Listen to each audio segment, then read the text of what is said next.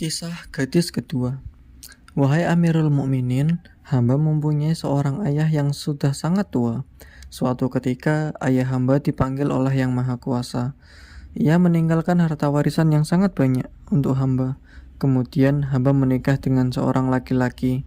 Kami berumah tangga selama 1 tahun, sebab suami hamba keburu meninggal dunia. Ia mewariskan harta senilai 80.000 dinar. Suatu hari, hamba duduk-duduk di beranda. Saat itu, datanglah seorang nenek. Ia memberi salam kepada hamba dan segera hamba jawab semestinya. Wahai Tuan Putri, di rumah hamba ada seorang perempuan yatim. Saat ini ia sedang dalam kesulitan biaya untuk melangsungkan pernikahannya. Hamba datang ke sini untuk meminta pertolongan kepada Tuan Putri. Sudikah kiranya Tuan Putri berbuat kebaikan dengan menghadiri pernikahannya? Sebab saat ini ia hampir putus asa. Ia hanya bisa bertawakal kepada Allah. Kemudian nenek itu menangis dan mencium kaki hamba. Hal itu membuat hamba merasa kasihan kepadanya. Dengan senang hati aku akan datang, jawab hamba. Bersiap-siaplah sekarang juga, sebab malam nanti hamba akan datang menjemput Tuan Putri, ucap si nenek. Setelah berucap demikian, ia mencium tangan hamba dan pergi. Hamba segera bangkit untuk mempersiapkan diri. Saat itu, si nenek kembali datang menjemput hamba. Tuan Putri, para wanita bangsawan telah hadir dan hamba telah mengabarkan kepada mereka bahwa Tuan Putri juga akan hadir. Mereka merasa gembira dan sekarang sedang menunggu Tuan Putri, ucap nenek itu. Hamba pun berangkat dengan diiringi oleh beberapa pelayan. Hamba berjalan mengikuti langkah si nenek. Kami sampai di sebuah lorong. Angin terasa berhembus menggoyangkan daun-daun. Kemudian tampak pintu pagar yang terbuat dari batu pualam. Di dalamnya kami melihat bangunan istana yang sangat kokoh, bagai menghujam ke bumi dan menjulang ke langit. Sesampainya di depan pintu istana, nenek mengetuk, dan ketika pintu dibuka oleh pelayan, kami pun masuk. Di dalam ruangan terhampar permadani besar dan elok. Lampu indah bergantungan dan bersinar terang di sela kerlap-kerlip lilin di berbagai ceruk tembok. Di lemari-lemari yang berjejer di dinding, tampak berbagai benda berharga seperti mutiara dan intan berlian. Kami terus berjalan melalui lorong-lorong dan sampai di sebuah ruangan berkarpet sutra diterangi lampu-lampu gantung yang indah. Di tengah-tengah ruangan terdapat balai-balai dari marmer bertahta mutiara dan permata. Di atasnya menggantung kelambu sutra yang halus. Dari balik kelambu muncullah seorang gadis yang sangat cantik bagai rembulan malam 14. Selamat datang saudaraku, selamat datang pelipur lara, sambut gadis itu. Lalu ia pun melantunkan syair. Andai saja rumah ini tahu siapa yang bertamu, tentu ia sangat gembira dan mencium jejak kakinya. Tentu ia akan mengabarkan rasa senangnya dengan lisannya, mengucapkan selamat datang wahai dermawan berhati mulia. Kemudian gadis itu duduk. Wahai saudaraku, aku punya saudara laki-laki yang pernah bertemu denganmu dalam beberapa kesempatan, ucap gadis itu. Ia seorang yang sangat tampan dan jatuh hati kepadamu. Lalu ia memberikan upah beberapa dirham kepada nenek ini untuk melaksanakan muslihatnya agar bisa bertemu denganmu. Sebab saudaraku itu ingin menikahimu sesuai dengan sunnah Rasulullah. Mendengar ucapan gadis itu, aku sadar bahwa diriku telah terjebak.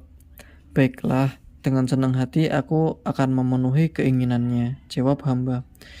Gadis itu tampak sangat senang, dan ia segera membuka salah satu pintu ruangan. Saat itu keluarlah seorang pemuda yang sangat tampan. Kala memandangnya, aku langsung jatuh hati. Kemudian diundanglah Qadi dan empat saksi. Mereka datang, memberi salam, dan duduk. Setelah persiapan dirasa cukup, sang Qadi menikahkanku dengan si pemuda. Setelah selesai akad nikah, Qadi dan para saksi berpamitan untuk pulang. Sungguh ini adalah malam yang penuh berkah, wahai istriku, ucap suami hamba. Namun aku hendak memberikan persyaratan untukmu. Wahai suamiku, syarat apakah itu? Tanyaku. Ia bangkit lalu mengambil sebuah mushaf Al-Quran. Bersumpahlah untukku bahwa engkau tidak akan jatuh hati kepada orang lain, ucapnya sambil menjulurkan mushaf Al-Quran itu kepada hamba. Maka saat itu hamba pun bersumpah dan hal itu membuat suami hamba senang. Setelah itu kami makan dan minum bersama. Setelah menikmati malam pertama dengan penuh kebahagiaan, hal itu berlangsung selama 1 bulan. Pada bulan berikutnya, hamba meminta izin kepada suami hamba untuk pergi ke pasar, membeli beberapa pakaian. Ia mengizinkan hamba. Hamba pun segera berpakaian dan pergi ke pasar bersama si nenek. Kami berhenti di depan sebuah toko. Pemilik toko ini adalah seorang pemuda yang telah ditinggal wafat oleh orang tuanya dan mewarisi harta yang berlimpah. Kata nenek kepada hamba, "Berikanlah pakaian yang terbaik untuk nona ini," pinta si nenek kepada pemilik toko. Dengan senang hati, kata si pemuda. Sementara itu, si nenek terus memuji-mujinya hingga hamba merasa kesal. Buat apa nenek memuji pemuda itu? Bukankah kita kesini hanya untuk berbelanja dan segera pulang? Ucap hamba yang kesal. Setelah mendapatkan segala yang diperlukan, kami memberikan uang beberapa dirham sebagai pembayaran kepada si pemuda pemilik toko. Akan tetapi, si pemuda menolak. "Ini adalah hari pertama kalian mengunjungi tokoku," ujar si pemuda. "Jika ia tidak mau dibayar, maka pakaian ini akan kukembalikan," ucap hamba kepada nenek. "Demi Allah," pemuda itu bersumpah, "aku tidak mau mengambil uang kalian. Aku ingin semua hadiah ini ditukar dengan 1 ciuman darimu, sebab sebuah ciuman lebih baik untukku dari seluruh isi toko ini." "Turuti saja kemauannya. Apalah artinya sebuah ciuman bagimu?" kata nenek. "Anakku, aku juga telah mendengar apa yang dikatakan suamimu.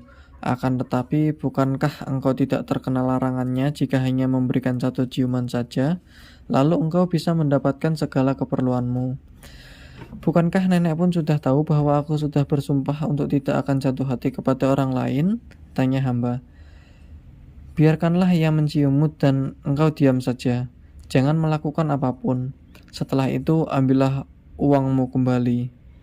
Nenek terus membujuk hamba sambil memasukkan uang itu ke dalam kantong hamba dan hamba membiarkannya. Kemudian hamba menutup mata, mengintip lewat ujung kerudung, takut kalau-kalau ada yang menyaksikan. Setelah merasa tidak ada yang melihat hamba, hamba biarkan pemuda itu untuk mencium hamba. Ia letakkan mulutnya di bawah kerudung hamba, menuju pipi hamba. Tiba-tiba ia menggigit hamba dengan sangat kuatnya hingga kulit pipi hamba terkelupas. Hamba jatuh pingsan, dan si nenek yang terkejut bukan kepalang segera mengurusi luka hamba. Ketika sudah siuman, hamba melihat toko itu telah tutup dan nenek tampak sangat berduka. "Sungguh Allah akan memberikan balasan yang lebih besar," kata nenek. "Bangunlah nak, mari kita pulang. Buatlah dirimu seperti tak berdaya, dan aku akan membawakan obat untuk mengobati lukamu agar cepat sembuh." Beberapa saat kemudian, hamba bangkit dari tempat itu dengan pikiran kacau dan perasaan khawatir. Hamba berjalan menuju rumah. Sesampainya di rumah, hamba bersikap seperti orang sakit. Saat itu suami hamba masuk. "Apa yang terjadi denganmu, istriku?" tanya suami hamba. "Aku baik-baik saja." Lalu suami hamba memperhatikan keadaan hamba. "Luka apa yang ada di pipimu itu?" Kembali suami hamba